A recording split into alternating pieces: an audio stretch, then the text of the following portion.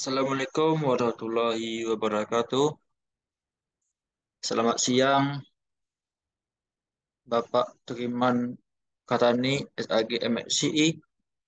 Selamat siang, teman-teman semuanya. Izin memperkenalkan diri. Nama saya Binastia dari Fakultas Psikologi Universitas Islam Riau dengan NPM 208 1110230. Di sini saya akan membacakan hasil PPT saya dan teori kepribadian seseorang dalam psikologi Barat dan psikologi Islam.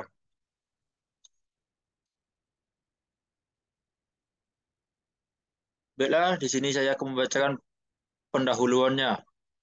Asal mula manusia atau yang biasa dengan disebut Nabi Adam alaihissalam, manusia yang pertama yang diturunkan oleh Allah berdasarkan Al-Quran mulai membuat cerita tentang asal-usul manusia.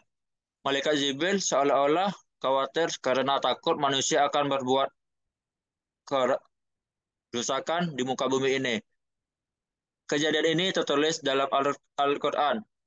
Dan ingatlah ketika Tuhanmu berfirman pada para malaikat, sesungguhnya aku akan menciptakan seseorang manusia dari tanah liat kering, dari lumpur hitam yang diberi bentuk. Maka apabila aku telah menyempurnakan kejadiannya dan telah meniupkan ke dalam ruh ciptaanku, maka tunduklah engkau padanya dengan bersujud. Quran Surat Al-Hijrah ayat 28 sampai ayat 29. Bella, di sini saya akan membahas tentang kepribadian seseorang dalam psikologi barat. Kepribadian ini diambil dari bahasa Latin yaitu persona. Dahulu topeng ini sebagai alat untuk memainkan karakter tokoh seseorang dalam pertunjukan dalam suatu teater di depan panggung. Menurut Sigmund Freud, pada tahun 1856 sampai 1939, dalam alirannya psikoanalisis, seorang neurolog keturunan Yahudi berasal dari Austria Wina, ada tiga teori Sigmund. Yang pertama ialah id, ego, dan superego. Yang pertama ialah id tidak memiliki hubungan nyata. Id berfungsi dengan menggunakan prinsip kesenangan atau principle, yakni sebuah konsep yang menyebutkan bahwa id membutuhkan pemenuhan dengan segera cepat. Sedangkan ego bekerja dengan menuruti realita prinsipal atau biasa disebut dengan prinsip kenyataan. Ego ini merupakan tempat fungsi mental manusia yang lebih tinggi dari yang lain, termasuk diantaranya penadaran,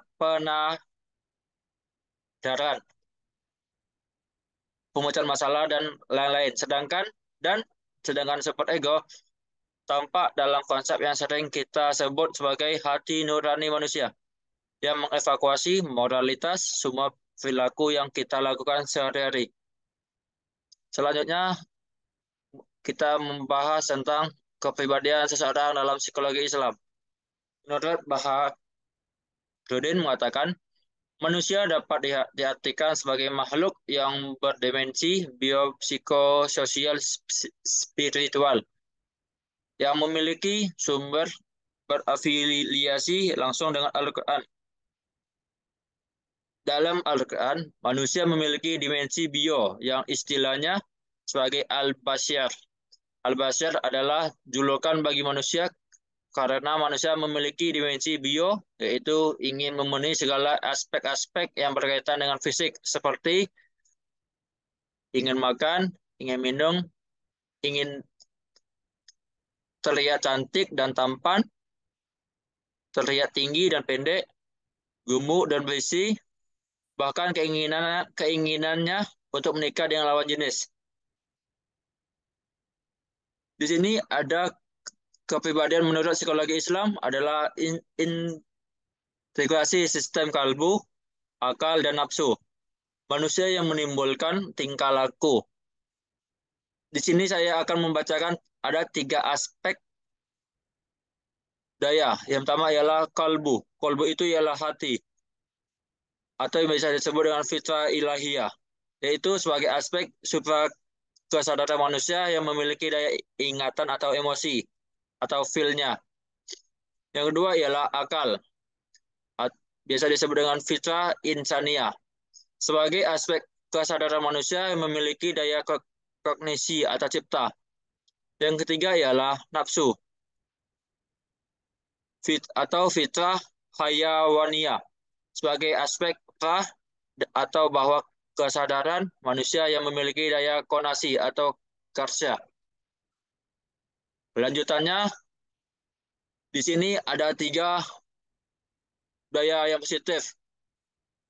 Ya, yang pertama ialah kepribadian amarah atau nafsal amarah adalah kepribadian yang cenderung pada tabiat jasad dan mengejar prinsip-prinsip kenikmatan atau pleasure principle.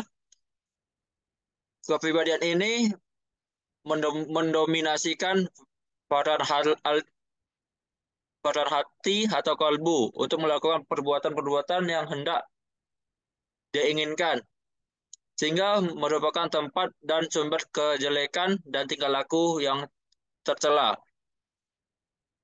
Kepribadian ini dipengaruhi oleh dorongan-dorongan bawah alam sadar. Yang kedua ialah kepribadian lawwamah atau biasa dalam bahasa Arabnya nafsal lawwamah, adalah kepribadian yang telah memperoleh cahaya kalbu. Lalu ia bangkit dan lalu dia bangkit untuk memperbaiki kebimbangannya antara 2 hal. Yang pertama ialah kadang-kadang tumbuh perbuatan yang buruk yang disebutkan oleh watak gelapnya. Namun kemudian ia diingatkan oleh Nurillahi. Sedangkan yang kedua ialah ia mencela perbuatannya dan selanjutnya ia bertaubat dan beristighfar. Selanjutnya yang ketiga ialah kepribadian mutmainnah. Dalam bahasa Arabnya nafsal mutmainnah adalah kepribadian yang telah diberi kesempurnaan nur kalbu sehingga dapat meningkatkan sifat-sifat yang baik seperti memberi dia makan, memberi seekor kucing makan, memberi seekor kucing minuman, dan membantu orang lain sekitar kita. Baiklah, sekian dari presentasi saya. Bila ada salah kata, mohon maaf. Saya tutup akhiri. Assalamualaikum warahmatullahi wabarakatuh.